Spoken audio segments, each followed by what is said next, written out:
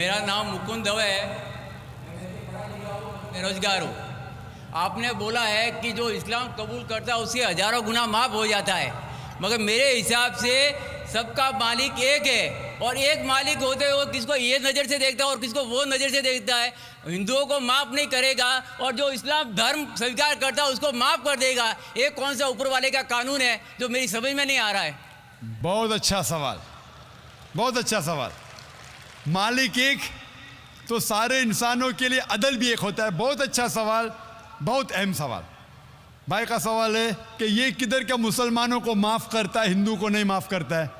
मैंने आपसे कहा कि जो इंसान नाम का मुसलमान है, उसका नाम मोहम्मद अब्दुल्ला जाकिर है, तो वो काफ़ी नहीं जन्नत में जाने के लिए। मुस्लिम का मतलब वो इंसान जो अमन हासिल करता है अपनी ख्वाहिश, अपनी मर्ज़ी से खुदा के अहकामात पे अमल करने के बाद। यानी जो इंसान अपने मालिक के अहकामात पे अमल करता है वो सच्चा इंसान है। वो नाम का क्या है उसका मैं कोई लेना देना नहीं। यहाँ मैं कह रहा हूँ कि जो इंसान अल्लाह के अलावा किसी के साथ शिर्क कर रहा था, आज शिर्क करना छोड़ दिया, आज उसके गुनाह माफ़ होंगे।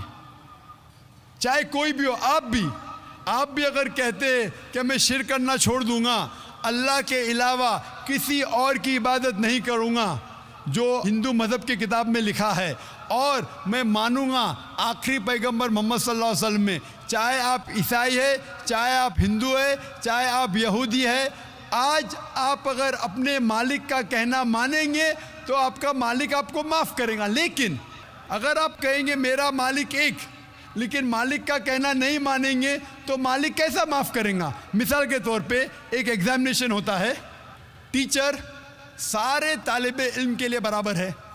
टीचर एक साल के लिए सारे तालिबे इल्म, सारे स्टूडेंट्स को सिखाता है, बराबर। लेकिन एग्जामिनेशन में जो टीचर पूरे साल भर सिखाता है, जो तालिबे इल्म वो टीचर के सिखाए मुताबिक एग्जामिनेशन पेपर में लिखता है वो पास हो जाएगा। जो तालिबे इल्म टीचर जो सिखाता है उसके खिलाफ काम करता है तो टीचर क्या उसको पास करेगा? चाहे वो हिंदू, मुस्लिम हो, ईसाई हो, जो टीचर सिखाता है उसके ऊपर वो तालिबे इल्म उसके मुताबिक इम्तिहान देता है, वो पास होगा। आपका मालिक, हमारा मालिक एक है। सारी किताबों में लिखा है, हिंदू मज़हब की किताब में, यहूद मज़हब की किताब में, ईसाई मज़हब की किताब में, इस्लाम मज़हब की किताब में, सिख मज़हब की किताब में, कि मालिक एक है। मालिक के अलावा किसी की इबादत नहीं करना चाहिए, खुदा के अलावा किसी की इबादत नहीं करना चाहिए। कल मैंने फरमाया था कि उस खुदा की कोई प्रतिमा नहीं, कोई अक्स नहीं, कोई फोटोग्राफ नहीं, कोई पिक्चर नहीं, कोई बुत नहीं, कोई मूर्ति नहीं। फिर अगर आप मूर्ति देंगे तो आप मालिक का कहना नहीं मान रहे। तो अगर आप मालिक का कहना मानेंगे, आपका नाम कुछ भी हो, मोहन हो, कुछ भी हो, शंकर हो या अब्दुल्ला हो, अगर आप मालिक का कहना मानेंगे तो आप सचमुच उस मालिक के बंदे हैं। अगर आप मालिक का कहना मानेंगे तो आपके गुनाह माफ़ हो जाएंगे। तो ये अरबी में कह रहा हूँ कि मुस्लिम तो लोग को ये लफ्ज़ से नफ़रत है। अगर नफ़रत है तो मैं मुस्लिम लफ्ज़ को निकालता हूँ। मैं ये कहता हूँ जो भी इंसान अपने मालिक का कहना मानता है उसे अरबी में कहते हैं मुस्लिम। लेकिन आपको मुस्लिम शब्द से नफ़रत है, मुस्लिम शब्द को निकाल दो। मैं ये कहूँगा जो खुदा के अहकामात पे अमल करता है, खुदा के कलमात पे अमल करता है, ये मानता है कि खुदा एक है, उसके अलावा किसी की पूजा नहीं करना चाहिए, वो इंसान के गुनाह वो मालिक माफ़ करेगा। आप अगर मानेंगे खुदा एक है, आप मानते खुदा एक है, आप मानते खुदा के अलावा किसी और को पूजना नहीं चाहिए, मानते? हाँ क्या नहीं मानते? आप मानते बुत परस्ती गलत है, आप मानते कि मूर्ति पूजा गलत है, आप मानते कि आखिरी पैगंबर मोहम्मद सल्लल्लाहु अलैहि वसल्लम है? नहीं मानते। बोलते हैं जैसे शिव शंकर को पैगंबर बोलते हैं, जैसे साईं बाबा को ये सब जो पैगंबर हो गए, ये हर फरिश्ते ऐसे ऐसे आते गए। आपने मेरी 15 तारीख की तकरीर सुनी? मैंने नहीं सुना। मोहम्मद सल्लल्लाहु अलैहि वसल्लम का जिक्र मुख्तलिफ मजहबी किताबों में, आप कैसेट लीजिए, मेरी तकरीर है मोहम्मद सल्लल्लाहु अलैहि वसल्लम का जिक्र मुख्तलिफ मजहबी किताबों में।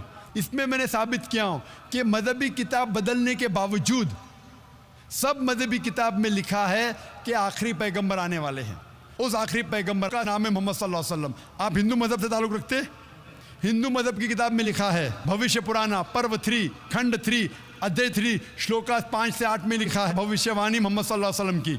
आप पढ़ेंगे भविष्य पुराना पर्व 3 खंड 3 अध्याय 3 श्लोका 10 से 27 में मोहम्मद सल्लल्लाहु अलैहि वसल्लम का जिक्र है। आप कुंटब सुक्ता पढ़िए, अथर्वा वेद में लिखा है, किताब number 20 him number 127 shloka number 1 से 14 में लिखा है मोहम्मद सल्लल्लाहु अलैहि वसल्लम के बारे में। आप पढ़िए अथर्वा वेद किताब नंबर 20 अध्याय नंबर 21 श्लोका नंबर 6 और 7 में मोहम्मद सल्लल्लाहु अलैहि वसल्लम का जिक्र है।